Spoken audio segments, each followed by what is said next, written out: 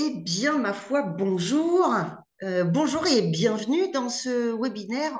On laisse les gens euh, s'installer les uns après les autres autour de cette table virtuelle. Et puis, on vous remercie de votre présence. Euh, vous êtes déjà, voilà, relativement nombreux. Donc, bienvenue à vous, effectivement, pour ce webinaire ManagerEduc. Euh, on vous invite à utiliser le chat lorsque vous le souhaiterez. Et puis, si vous en êtes d'accord, vous pouvez aussi, voilà, allumer votre caméra. On aura l'occasion d'avoir des temps d'échange. On va vous expliquer tout ça.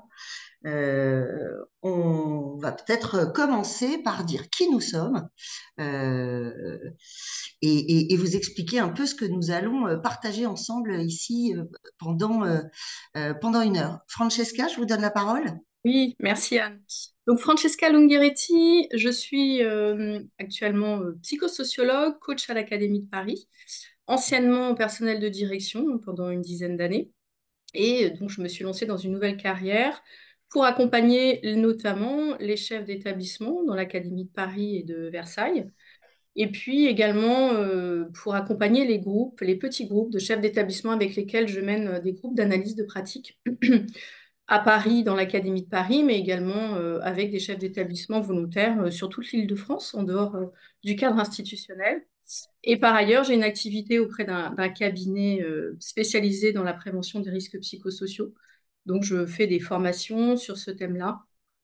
J'accompagne des groupes à la transformation, je mène des diagnostics autour de ces questions-là. Et finalement, progressivement, je me suis spécialisée sur l'analyse du travail, qui est devenue ma principale activité avec les personnes que j'accompagne en individuel ou en petit groupe. Voilà, Anne. Merci beaucoup. Moi, je suis Anne Panvier, je suis principale de collège, personnelle de direction pour la 14e ou 15e année. Et j'ai toujours été intéressée par ces questions qu'on appelle aujourd'hui des questions de santé mentale. C'était pas forcément un terme qu'on employait autrefois. Alors, ce qu'on va vivre ensemble avec vous tous, c'est un webinaire ManagerEduc. Il y a des anciens, des habitués, des gens qu'on croise souvent et on les salue amicalement. Et puis, peut-être parmi vous, y a-t-il des nouveaux? Donc, je vais prendre une minute pour expliquer ce que c'est qu'un webinaire ManagerEduc. Et ManagerEduc, c'est une communauté de pairs et d'acteurs de l'éducation qui rassemble un certain nombre de personnes qui avaient envie de travailler sur les transformations possibles du système éducatif, de nos pratiques professionnelles et qui s'intéresse à toute une série de domaines centrés vraiment sur cette activité du cadre du système éducatif. Il y a son pendant pour les enseignants qui s'appelle être prof et que vous connaissez peut-être également par ailleurs. Voilà.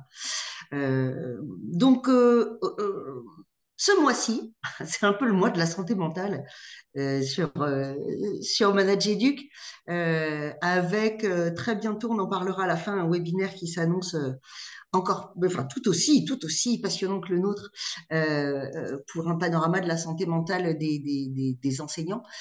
Mais on a eu envie d'apporter donc cette double approche qui est toujours celle des webinaires ManagerEduc, à la fois une approche de quelqu'un de terrain, c'est moi, quelqu'un qui a les mains dans le cambouis, c'est moi et c'est très certainement vous, et puis avoir les apports plus experts de quelqu'un qui, comme Francesca, fait profession d'accompagner les pas de côté qui sont nécessaires dans nos métiers. Voilà.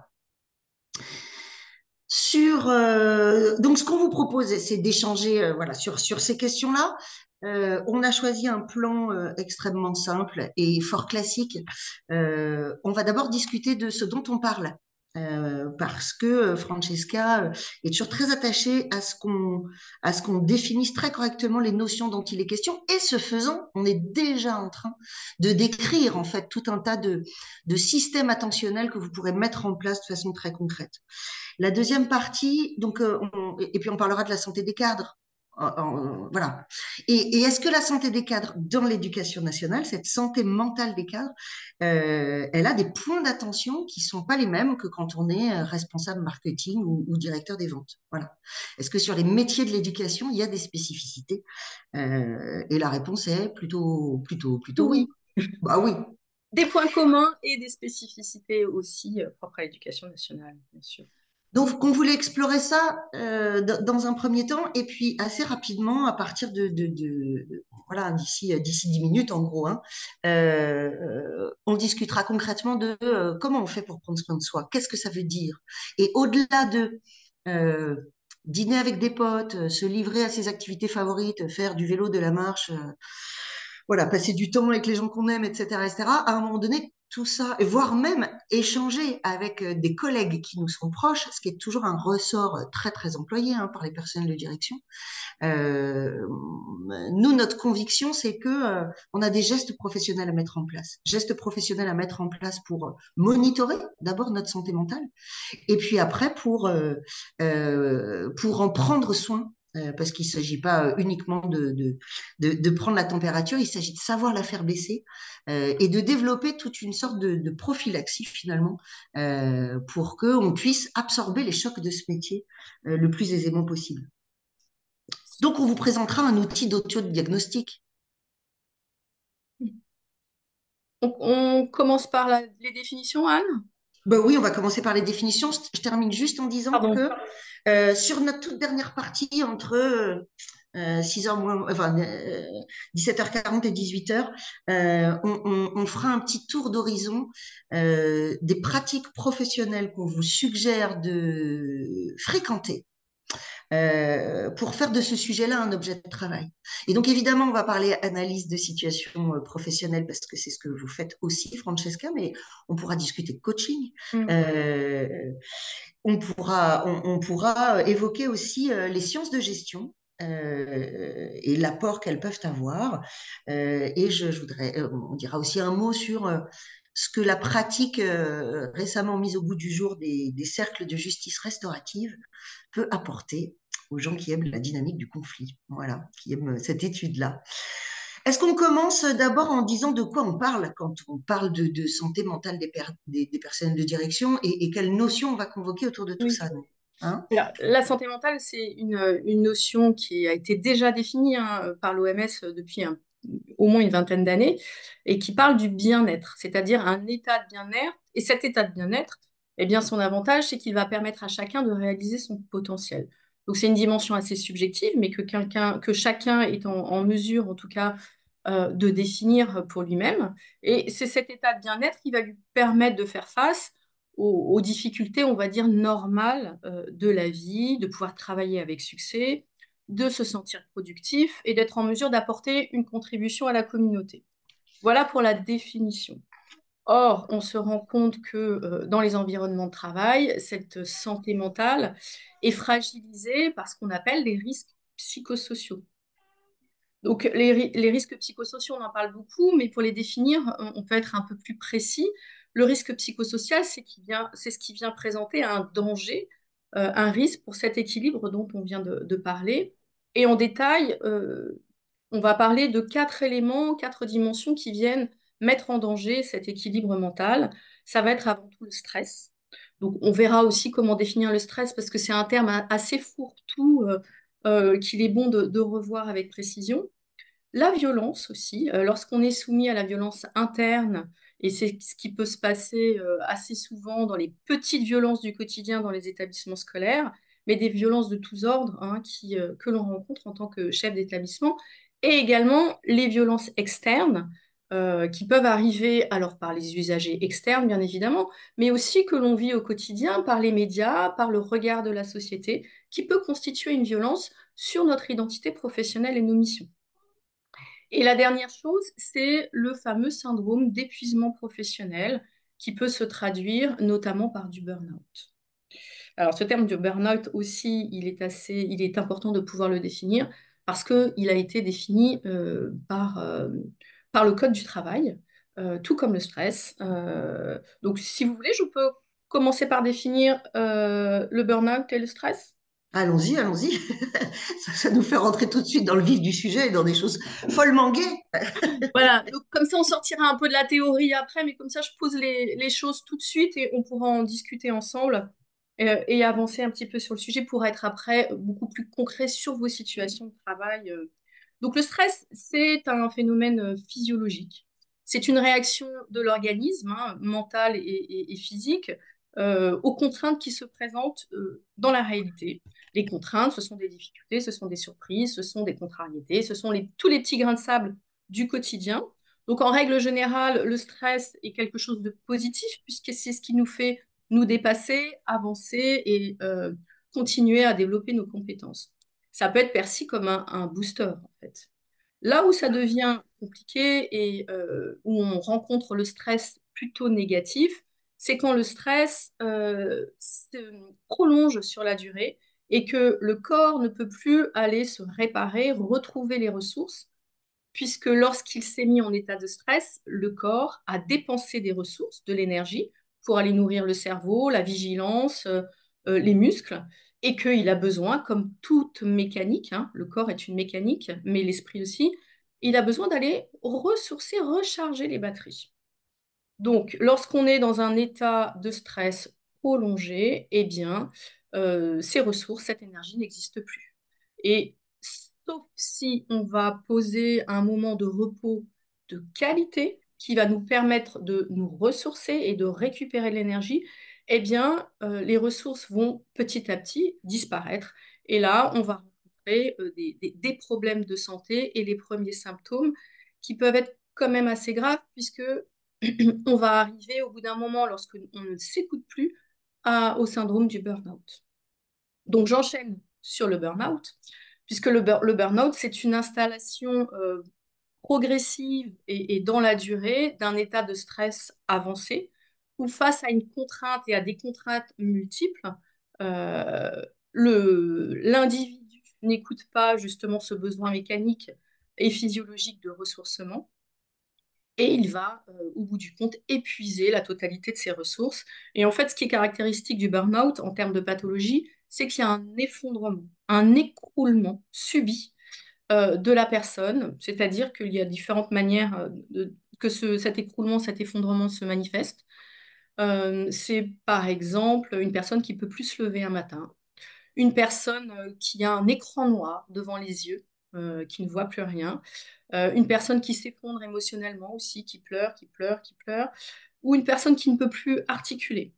Ça veut dire, c'est ça, tout simplement le signe que des fonctions motrices, nerveuses, ont été attaquées et que le corps ne peut plus répondre à ces endroits-là. Le problème du burn-out, c'est que il y a des conséquences assez graves sur la santé et que euh, un- un- le sommeil, enfin des temps de repos brefs, ne suffisent plus à se ressourcer. Donc là, on est dans des pathologies où il faudra 1 an, 2 ans, 3 ans pour pouvoir retrouver une pleine santé et qu'on aura besoin de rééducation orthophonique, motrice, pour pouvoir retrouver ses pleines capacités.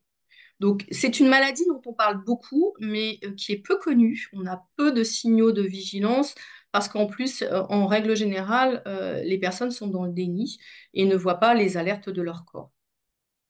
Il y a des profils types hein, qui ont été définis par rapport au burn-out. Ce sont en règle générale, et peut-être que vous allez reconnaître certaines personnes autour de vous, ce sont des personnalités extrêmement professionnelles, très engagées, qui ont la valeur travail chevillée au corps, très rigoureux, euh, et qui vont travailler et se sentir indispensables aussi dans le fonctionnement du système ou de l'entité dans laquelle ils travaillent.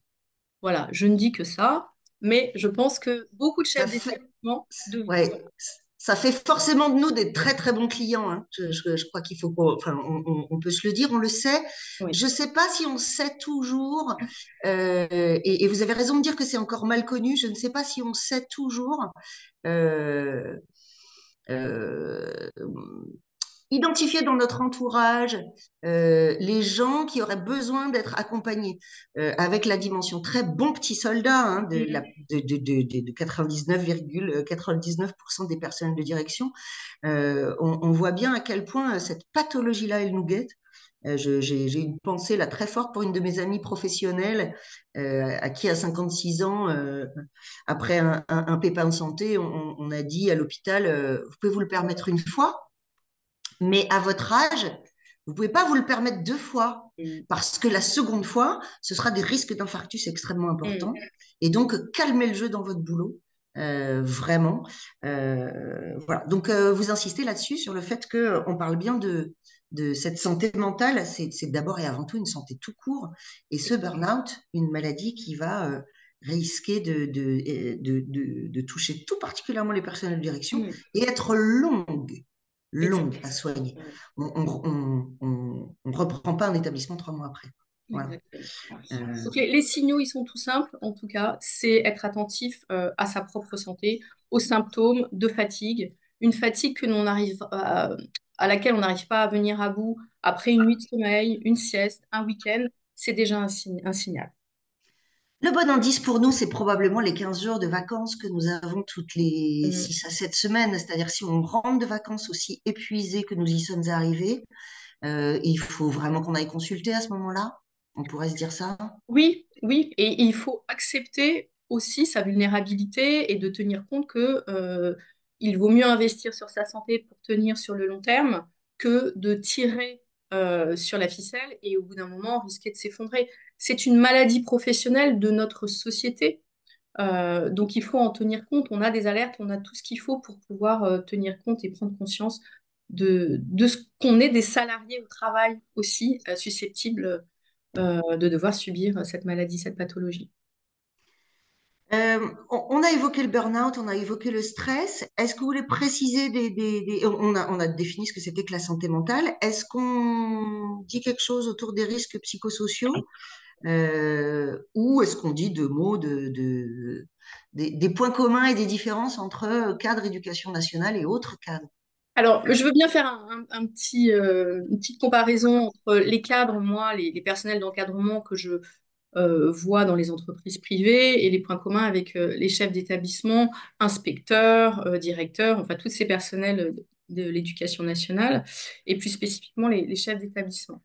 Les points communs que j'y vois, c'est effectivement ce sentiment d'impuissance très souvent manifesté face aux exigences et au manque de moyens qui vont toujours finalement mettre dans un ressenti du professionnel, dans un ressenti de défaillance. C'est lui qui se sent défaillant parce qu'il n'arrive pas, euh, il se dit ne pas être à la hauteur en fait des exigences qu'on lui pose, alors qu'il n'a pas les moyens pour atteindre ces exigences. Et c'est toujours lui qu'il va mettre en cause très fréquemment, au lieu de se dire, mais c'est comme ça et je ne peux pas faire plus que ce qu'on me permet de faire. Je pense que c'est la première chose à aller regarder. Et c'est ce point commun que je vois chez les cadres de l'éducation nationale et les cadres de l'entreprise privée.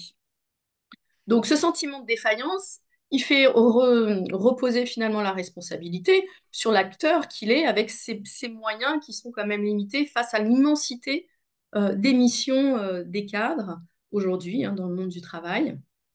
Et finalement, ces cadres de terrain sont toujours ceux qui ont la responsabilité de la réussite. Et ce que je constate aussi comme point commun, c'est la solitude dans laquelle ils se trouvent.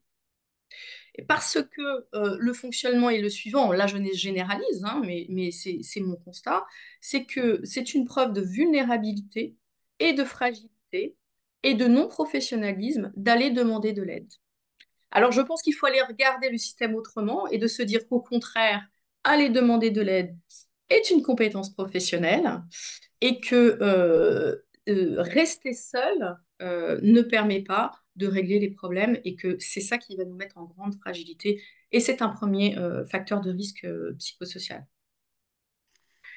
Donc Ah, ça, c'est vraiment, ça, c'est presque une idée contre-intuitive. En tout cas, c'est une proposition, j'ose pas dire disruptive, mais à tout le moins quasiment décoiffante dans nos métiers où on nous demande d'être ceux qui portent, oui. d'être ceux qui tiennent la baraque, si vous me passez l'expression familière. Et donc, cette idée que finalement, savoir accepter sa propre vulnérabilité et demander de l'aide, c'est une compétence professionnelle.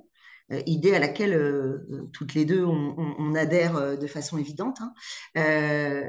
Il me semble que c'est quelque chose qui est encore fort peu discuté comme outil de travail. Quand on regarde l'expression sur des réseaux sociaux, des personnels de direction, il y a il y a peu d'expressions autour de cette question-là Mhm. et peu d'expressions de demande d'aide qui soient publiques. Voilà. Comme sur tout réseau social, hein, mais peut-être encore. Enfin, je ne sais pas si les participants de ce webinaire là ce soir se sentent en capacité tous de dire, ben voilà, moi j'y arrive pas tout le temps, ou en ce moment, ben, j'ai vraiment du mal et je suis dans une période de creux et je réussis pas tout ce que je fais, Mhm. et d'en parler dans un cadre professionnel et non pas seulement à des amis professionnels. Mais ce qui est, enfin voilà, c'est assez compréhensible encore une fois, là où on nous demande de tenir et d'une certaine façon de donner le sentiment d'être fort tout le temps. Exactement. Voilà un des grands pièges. Alors, effectivement, savoir demander de l'aide, enfin, la posture que vraiment on a envie de mettre en valeur, hein, c'est la posture de la vulnérabilité euh, affichée. Et puis, la compétence professionnelle, c'est celle qui consiste à savoir demander de l'aide. Oui, merci de la réaction que l'on voit là. Il y a, je vois Thierry qui explique que on ne demande pas beaucoup d'aide parce qu'il y a un lien avec la difficulté et le jugement, Et je juge. Mhm. en particulier d'une hiérarchie qui parfois peut être cinglant, etc.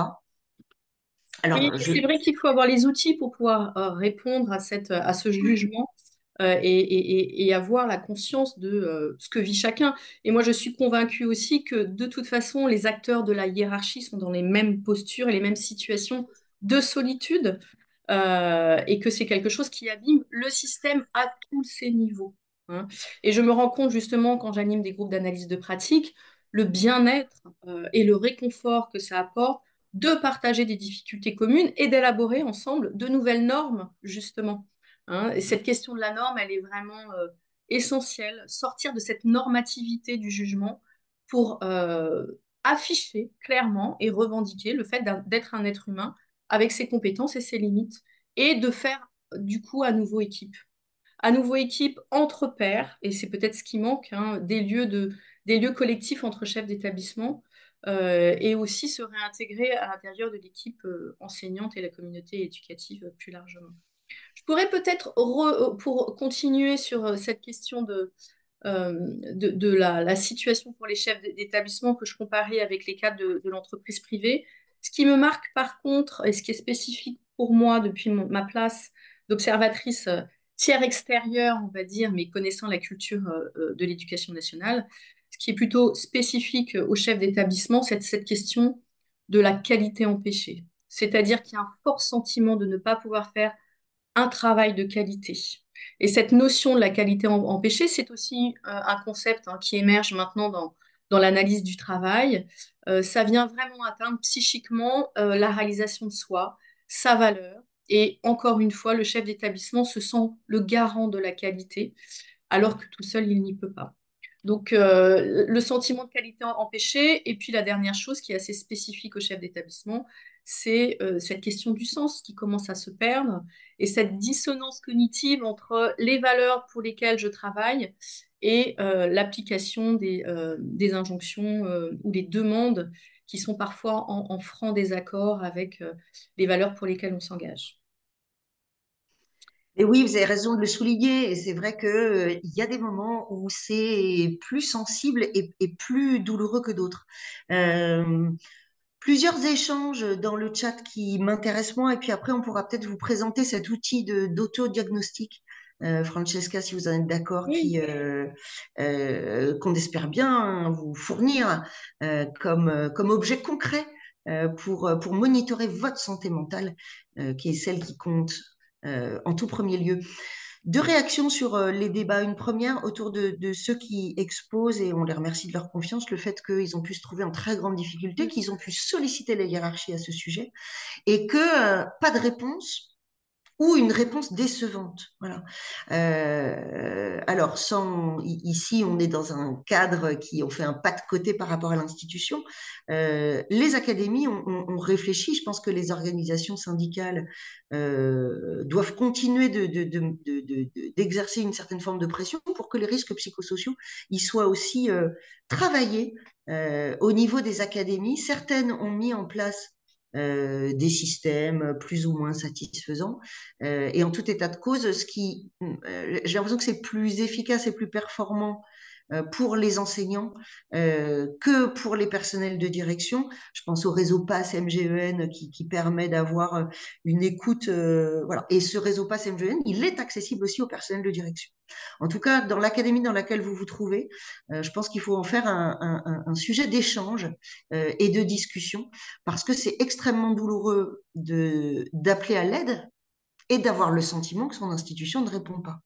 Et là, pour ne parler que de ma toute petite expérience, je fais plutôt partie des gens qui ont toujours été hyper confiants et qui avaient bien compris qu'un DAZ n'aimait pas tellement être informé des problèmes après qu'ils se soient produits, mais plutôt bien avant. Et donc, j'ai plutôt tendance à décrocher facilement mon téléphone pour dire, là, j'ai une situation élève ou une situation RH ou une difficulté, quelle qu'elle soit, et j'ai l'impression de ne pas m'en sortir correctement. Et je n'ai jamais eu le sentiment que ça jouait en quoi que ce soit sur la perception qu'on pouvait avoir de mon travail. Jamais. Ça n'est que mon expérience et je veux bien croire qu'il y a autour de notre table virtuelle des gens pour qui l'expérience a été très différente. La deuxième remarque de ma part, oui, partager avec les pairs, briser cette solitude sans crainte de jugement, c'est super, mais je pense qu'il faut qu'on aille collectivement plus loin dans un cadre de travail. C'est-à-dire que il y a des réseaux de solidarité extraordinaires. C'est Lydia qui évoquait je fais appel à un ami, et d'ailleurs, il est ici et je lui fais un clin d'œil. J'ai moi aussi ce collègue d'Orléans-Tours que j'appelle quand je sais plus, y compris quand j'ai discuté avec ma collègue adjointe et que voilà. Nous, on fait le pari que voilà, on a des choses à développer qui sont plus conséquentes, en tout cas qui relèvent davantage du geste professionnel que le soutien entre pairs, qui relève d'une amitié de corps qui compte, qui est essentielle. Oui, ça dépend beaucoup du Nazian en question, du Muriel. Mais je pense qu'on peut faire mieux et qu'on peut faire plus pro. Voilà. Bon, est-ce qu'on en parle de cet outil d'autodiagnostic? Il est 17h28, allez, on peut se donner jusqu'à -20 Oui. pour le regarder, puis on aimerait bien échanger avec vous après là-dessus. Alors, c'est un outil, justement, j'ai pas parlé du contexte en fait qui favorise les risques psychosociaux. C'est un contexte où il va y avoir un ou plusieurs éléments qui vont créer une fragilité pour l'individu au travail. Et ce contexte est favorisé de risques psychosociaux, est favorisé notamment quand on est en contexte de transformation. C'est un peu ce qui se passe hein, dans l'institution maintenant depuis quelques années. Donc, les situations de transformation au travail, de réorganisation, ça crée un bouleversement des repères, ça remet en question les compétences, ça demande à se repositionner en permanence et puis ça vient fragiliser l'identité professionnelle quand cette transformation n'est pas accompagnée.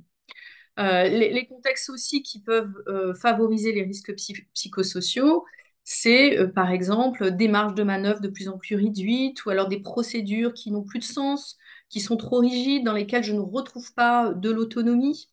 Ou également peut-être un certain nombre d'incertitudes sur la suite. Comment va se transformer le métier? Quelle est la stratégie, soit au niveau du territoire, soit au niveau national? Et toutes ces incertitudes vont fragiliser tous les repères et c'est ce qui va mettre en œuvre les risques psychosociaux. Voilà, j'ai pas tout cité, hein, mais c'est aussi certains de ces facteurs.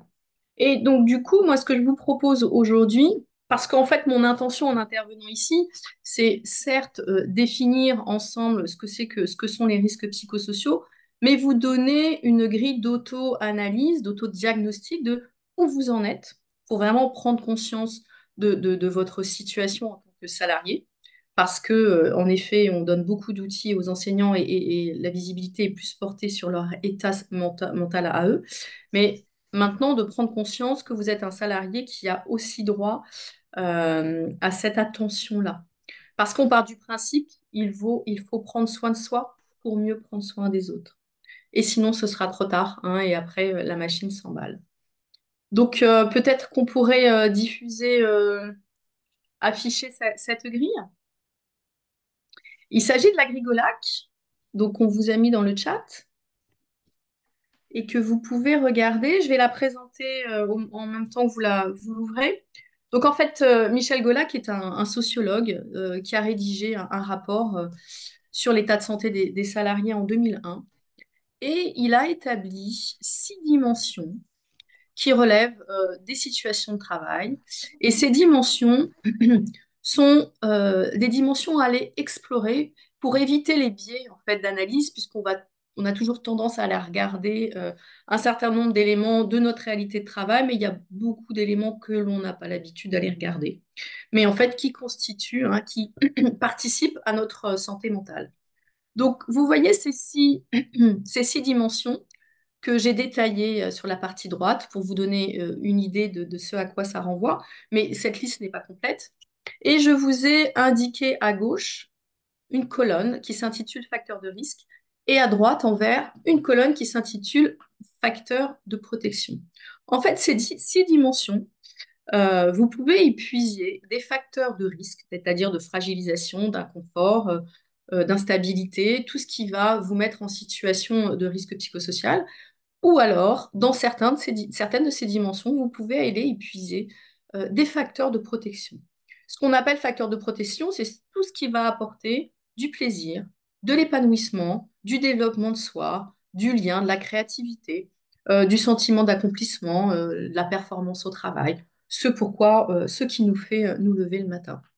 Donc en fait, ce qu'on vous propose avec Anne, c'est de peut-être euh, prendre 5 minutes pour essayer de faire votre propre autodiagnostic, pour analyser votre situation de travail et de voir dans ces 6 dimensions qu'est-ce qui relève du facteur de risque pour vous et qu'est-ce qui crée plutôt facteur de protection dans votre environnement de travail très concret dans la période actuelle. Si vous avez des questions pour bien comprendre cette grille, bien sûr que on est là pour y répondre. Donc, est-ce que ça vous va ou vous voulez poser quelques questions?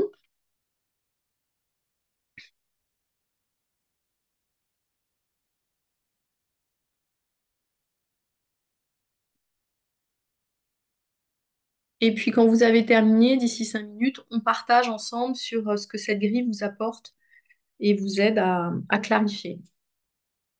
Alors, je vois une réaction dans le chat avec quelqu'un qui dit, ben, en ce qui me concerne, c'est le fait de sentir mes valeurs percutées euh, dans ce que j'étais en train de faire qui a été le plus douloureux finalement. Francesca, c'est pas quelque chose qu'on entend beaucoup chez les Mm. personnels de direction. Je, je, je, je fais l'hypothèse que peut-être cette dimension-là, elle a vraiment une forte prévalence aujourd'hui dans la souffrance au travail des personnels de direction. Alors moi, je l'entends beaucoup justement au bout d'un moment lorsque j'accompagne les personnels, que ce soit en individuel ou en collectif. C'est quelque chose qui commence à surgir hein, au bout de quelques séances et ça fait assez consensus dans les groupes. Et éventuellement, et effectivement, il faut vraiment repenser à ces valeurs et essayer de réfléchir à comment on peut s'en réemparer et comment nous, sur le terrain, on peut reprendre la main et les faire vivre. En fait, c'est ça qui nous anime. Pardon. Ce qui me paraît important et ce à quoi je crois beaucoup, c'est vrai aussi pour des situations d'enseignants, mais là, on s'intéresse qu'au personnel de direction. Voilà, il y a Nathalie qui dit, ouais, moi, c'est la ligne rouge, quoi. Ouais.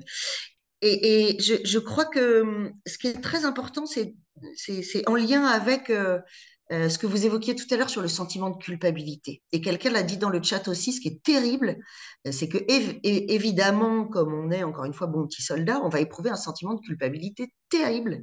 Ah, soit pas bien, soit avoir l'impression qu'on fait pas bien, qu'on fait pas ce qu'il faudrait, que du coup on n'est pas à la bonne place, voilà. Ou alors qu'on devrait y être alors qu'on est en arrêt quand le choc a été plus rude et que le corps a dit stop. Et je trouve ça toujours très intéressant de se dire, de se convaincre, de se répéter que le travail est malade. Parfois, pas nous, ou en tout cas, nous ne le sommes qu'en réaction à une situation qui est anormale. Je prends toujours l'analogie des cours de sophrologie qu'on voit se développer par-ci par-là pour gérer le stress des lycéens. Et moi, je râle toujours après ces cours-là en disant, mais non, il faut d'abord qu'on s'occupe de fournir aux lycéens des conditions de travail et un rapport à l'école qui fasse qu'on n'ait pas besoin de cours de sophro. En tout cas, je trouve qu'il y a du côté de l'analyse du travail vraiment des pistes d'analyse. Et d'une certaine façon, cette discipline, enfin ces disciplines sociologiques, intellectuelles, on parlera des sciences de gestion tout à l'heure, sont de formidables outils pour mettre à distance de la culpabilité. Mon enfin, ce que j'ai envie de vendre, et vous me direz si vous validez d'un point de vue expert, c'est que euh, un certain nombre de disciplines qui peuvent paraître froides et complètement détachées des affects nous permettraient, en fait, si nous les fréquentions davantage, de mettre à distance des affects qui nous mangent un peu euh, dans les périodes où c'est rude. Oui, non, mais je suis tout à fait d'accord. En fait, c'est la question qu'effectivement, le travail est malade et non pas les acteurs. Hein.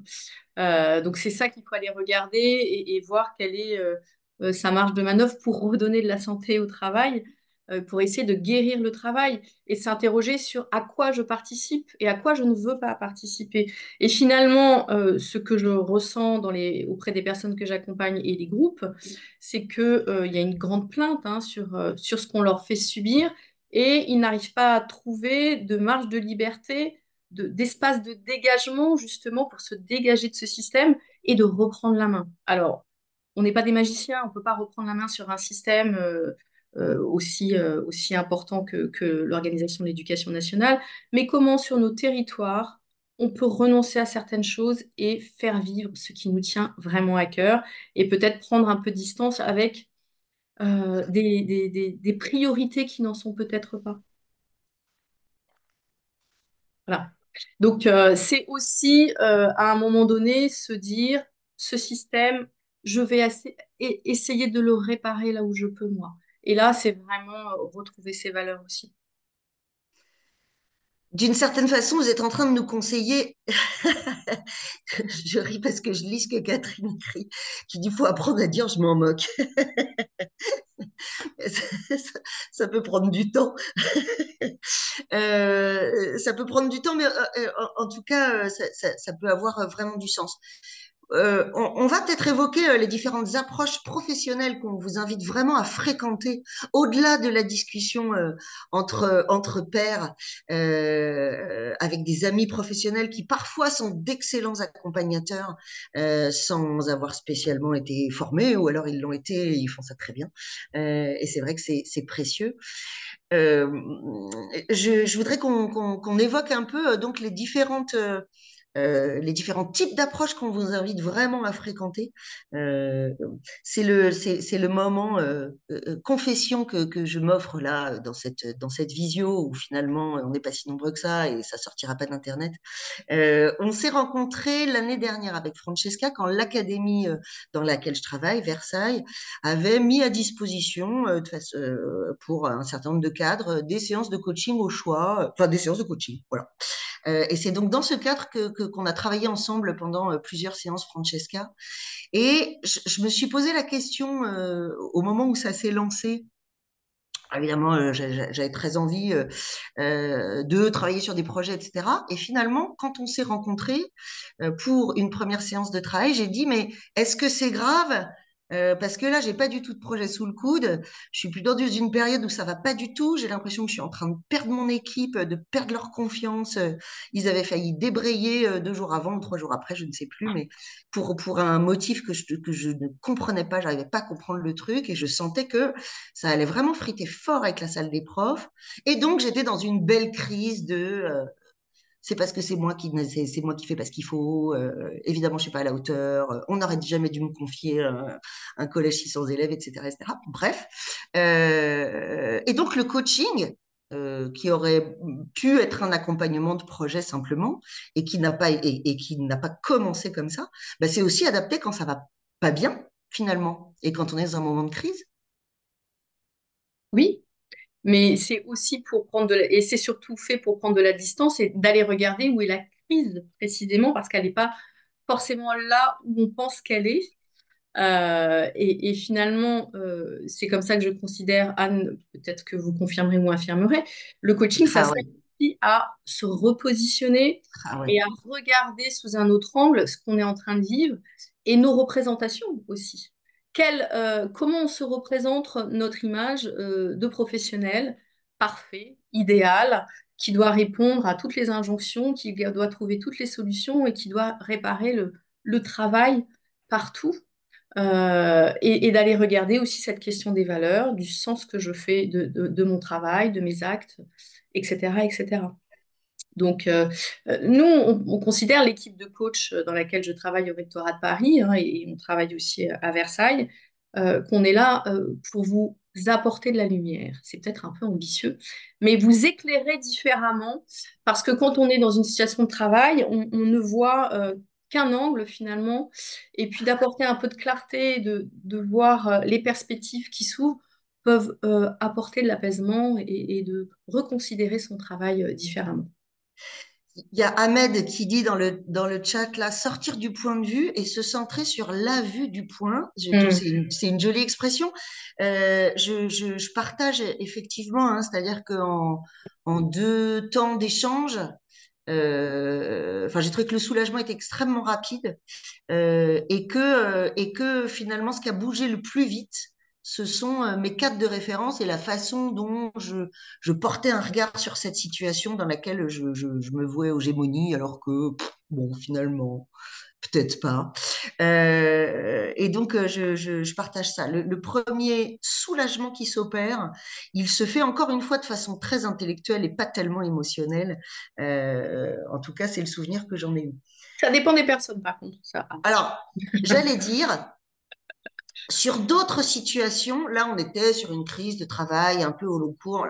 Sur d'autres situations, et je pense en particulier aux agressions qu'on peut subir sur des épisodes hyper violents. Un Mm. parent, une intrusion, un truc dur, dont on sait très bien que, et y compris des situations dans lesquelles souvent on a fait exactement tout ce qu'il fallait, c'est-à-dire qu'on a géré la crise.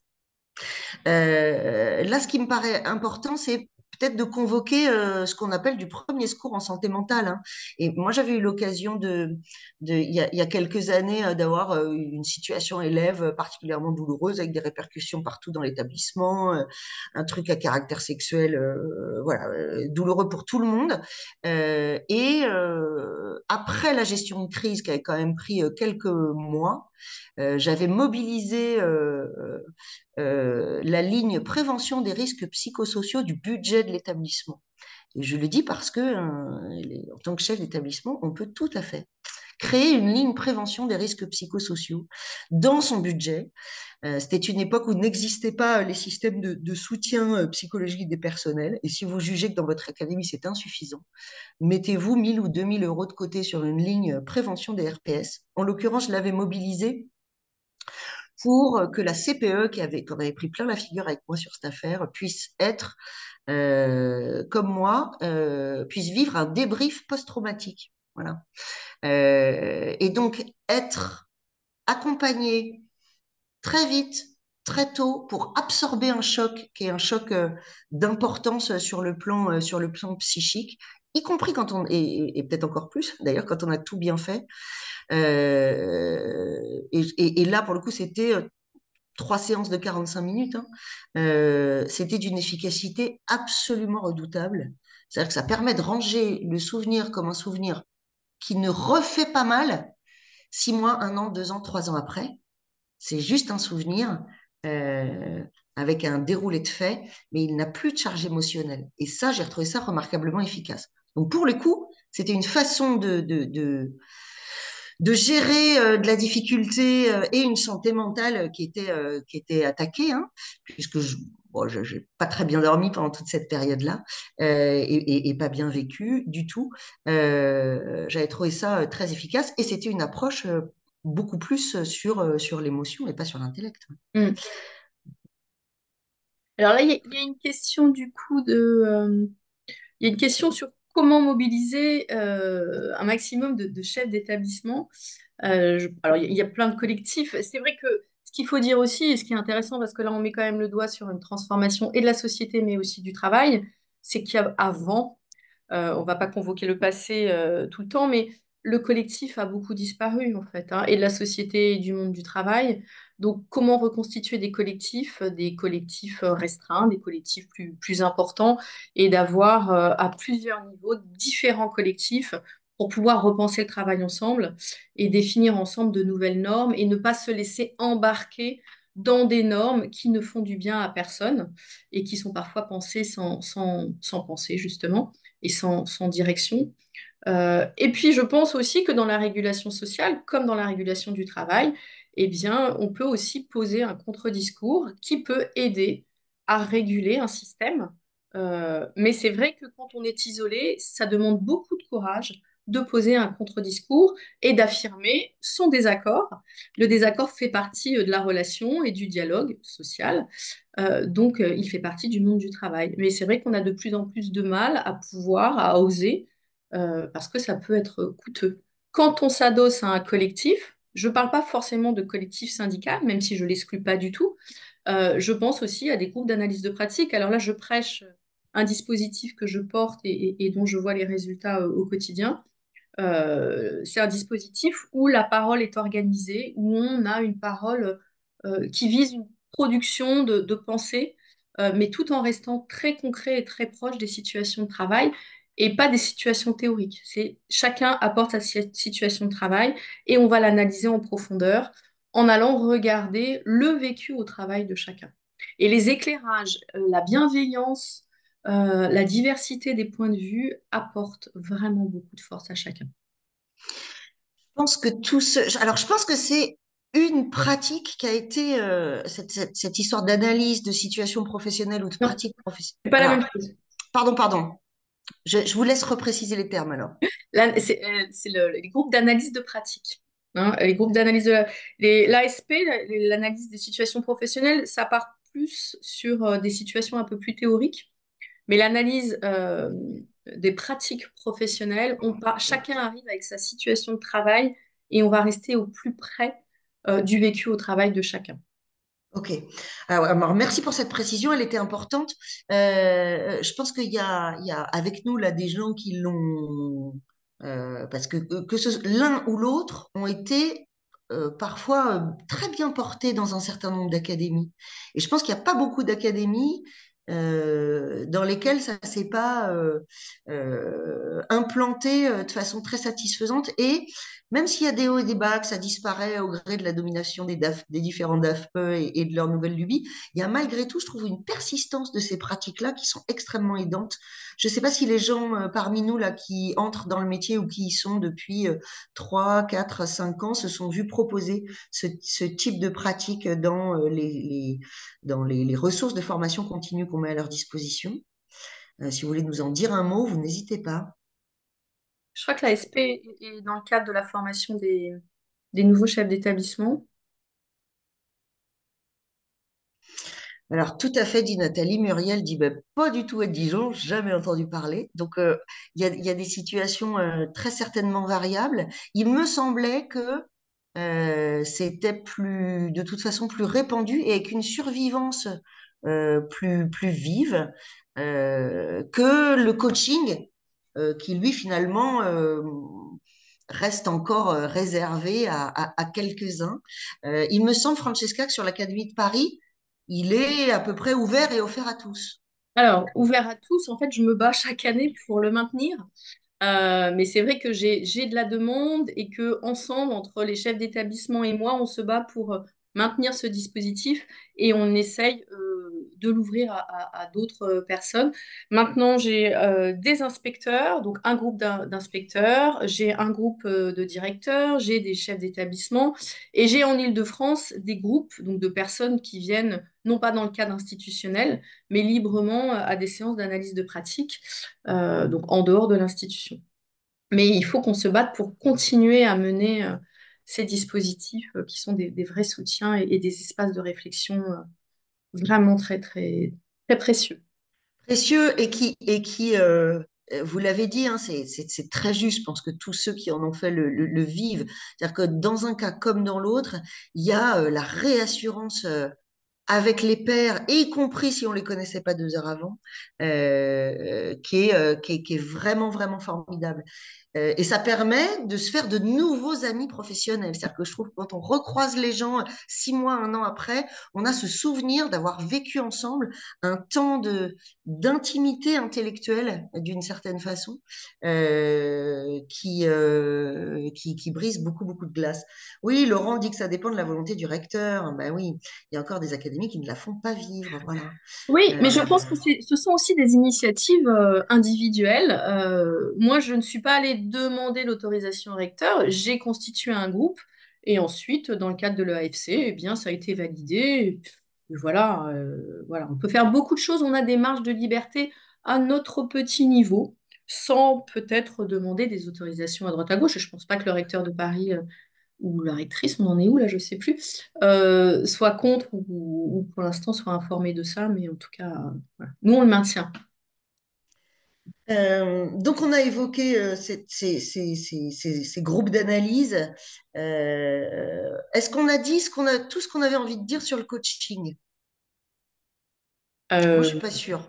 ouais, est-ce qu'il y aurait des questions? De quoi devrions-nous parler encore, Anne? À propos du coaching, moi j'avais envie de souligner que voilà, dans le travail qu'on a conduit ensemble, je pense qu'on était sur à la fois un rythme et une fréquence, enfin, et une durée qui ont été classiques, on va dire. Oui.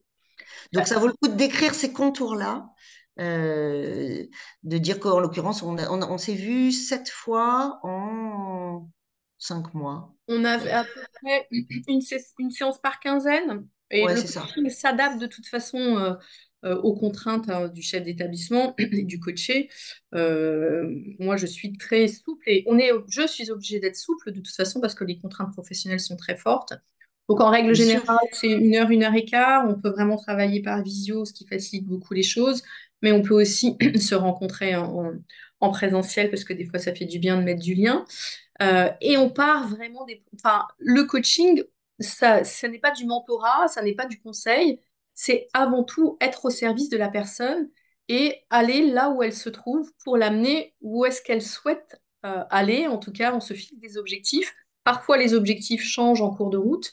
Et mon rôle, moi, en tant que coach, c'est avant tout tendre un miroir, aller éclairer d'autres aspects, mais je ne suis pas dans le conseil. Et c'est souvent le coaché qui amène ses propres solutions. C'est un petit peu le principe de la maïeutique antique, où peut-être par les questions que je vais poser, je vais amener à la conscience des choses, ou je vais mettre en réflexion la personne. Pour ce qui me concerne, je trouve que cet accompagnement au long cours, mais pas si long que ça finalement, puisqu'on est sur une échelle vraiment infra-année scolaire, qui a donc démarré dans un temps de crise, et puis du coup, voilà, une fois que, un mois et demi après, on était passé à autre chose, euh, a permis de travailler des points de vue professionnels entre moi et moi qui était erronée depuis assez longtemps, je crois. Mhm. Et donc, le fait de faire miroir, enfin, j'ai des souvenirs extrêmement nets de moments où une phrase entendue, que peut-être d'autres m'ont dit des dizaines de fois, s'entend dans ce cadre-là, alors que je ne l'avais pas entendu avant, et décoince euh, des scrupules mal placés, des représentations mal positionnées. Euh, j'ai soigné, je crois, de façon extrêmement durable, le petit complexe d'infériorité que j'avais pour ma part en étant certifiée, en travaillant avec des agrégés, etc. Et d'avoir entendu un jour, mais personne ne peut être en concurrence avec ce que vous êtes. Voilà. Et du coup, en 5 mots, on lève quelque chose dont je ne m'étais pas rendu compte à quel point ça pouvait gouverner des postures ou des maladresses de ma part. Donc ça, c'était ma partie publicité personnelle sur le coaching. Euh, et je La- voulais aborder, moi, il me reste de discipline à convier que je voudrais évoquer avant qu'on se quitte. Francesca, vous vouliez ajouter que... Donc, je vois que Catherine pose la question, comment vous sollicite-t-on? Alors, ça dépend dans quelle académie vous êtes, Catherine. Si c'est Paris, c'est par le AFC. Si c'est Versailles, Alors, si c'est Versailles. Versailles, il faut s'adresser à la à la direction de l'encadrement, au rectorat. Voilà. Ben oui, imagine quand on est juste prof des écoles. Ben oui, oui, j'imagine complètement. Mais bon, après, moi, par rapport aux profs des écoles, je ne saurais jamais apprendre à lire à un enfant et ça restera un regret toujours. Donc, voilà, bientôt, Laurent. Je termine par deux mentions de discipline qui, à mon sens, sont aussi extrêmement précieuses dans leurs apports. Il y a des gens parmi nous qui n'ont pas du tout envie d'aller raconter à qui que ce soit des choses trop intimes et personnelles. Il y a des gens qui ont du mal à aller sur le terrain de la pratique professionnelle, personnelle, c'est compliqué. Et je trouve que du côté des sciences de gestion, et notamment de tout ce qui est management stratégique des organisations, sur lesquelles on trouve une foule d'informations dans tout ce qui est les masters Mados et adaptés, enfin les cours de management et de sciences de gestion sur la stratégie, le jeu des acteurs, etc., etc. C'est parfois extrêmement utile pour mettre à distance et monitorer une situation professionnelle compliquée. Ça m'avait paru frappant et c'est quelque chose qu'on avait utilisé au sein d'un groupe avec un collègue qui expliquait qu'il travaillait dans un vrai chaudron syndical où de toute façon, quoi qu'il fasse et quoi qu'il dise avec son chef, il recevait 48 pages de mémoire auxquelles répondre 2 jours avant le CA. Enfin, voilà, une situation où le travail était très, très particulièrement empêché. Et il m'avait semblé à ce moment-là que cet outil des sciences de gestion était particulièrement précieux. Et puis le dernier point, c'est un peu à cause de ces cercles de justice restaurative mis en valeur dans Je verrai toujours vos visages, que j'avais envie de vous inviter à aller explorer les associations qui font de la communication non violente, Ah oui. parce qu'elles rassemblent des gens qui sont passionnés de la dynamique des conflits et qui se réunissent. Moi, j'ai fait ça pendant une petite année à hauteur de 4-5 séances et avec un protocole qui ressemble beaucoup à celui des analyses professionnelles de situation. Eh bien, on fait de l'analyse de conflits qu'il soit personnel ou professionnel. Et j'avais trouvé ça aussi absolument remarquable. C'est pas très connu. Euh, et c'est fait avec toutes ces associations qui font de la CNV. Ils ont parfois dans leur rang des fondus de conflits.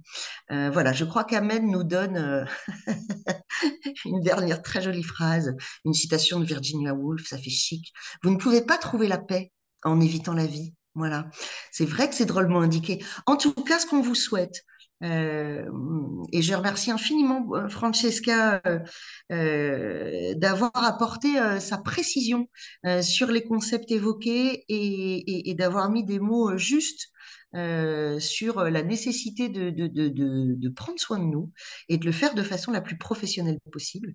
Euh, on vous invite à jeter un œil sur les prochaines publications de ManagerEduc, et notamment parce qu'il y aura dans très peu de temps, le 28 mars, si je ne dis pas de bêtises, un webinaire avec Hélène Romano sur la question de la santé mentale des personnels en général, et on espère que vous serez fort armés. Merci à vous tous. Merci Francesca. Merci beaucoup. Merci Anne. Merci à tous et à toutes. À bientôt. Merci beaucoup.